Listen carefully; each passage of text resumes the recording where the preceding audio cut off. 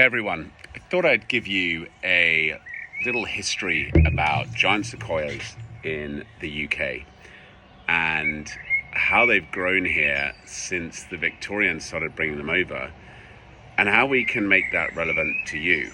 So, when these trees were first discovered in California, people were blown away by the size of them, 30 feet wide plus, 250 feet tall plus. And no one had ever seen anything like it before.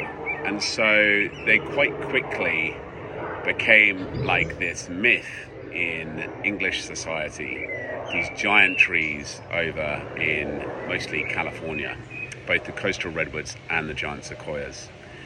And immediately people started bringing them back to the UK in their seed form and then planting them. And obviously the people with the most global view and the money to do this were those who lived in the likes of stately homes.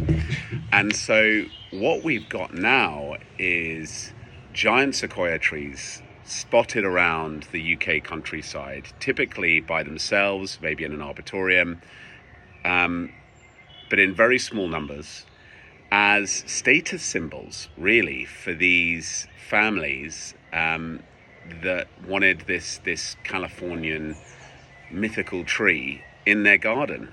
And so they're sort of placed around really as single trees, monument trees in these homes.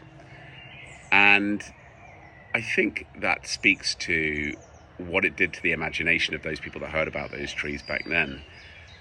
And so now I think about what we're doing with the Great Reserve. Now, we can't give people stately homes, sadly, but we can give people a connection to these beautiful trees that we're planting in the UK to protect them from the future impacts of climate change. So what we're trying to do is encourage people to connect with nature, come and plant their sequoia tree, and to have one of these trees in their name, knowing that over time they can mop up so much CO2 that it's almost equivalent to your average Brit's lifetime carbon footprint. And that's so exciting, not just the environmental impact, the species protection, but for people to feel like they've got this legacy that's going to exist in the UK countryside for hundreds of years, thousands of years into the future. So I just want to leave that thought with you and see if we can get people's imagination going about what it means to have a giant sequoia of their own.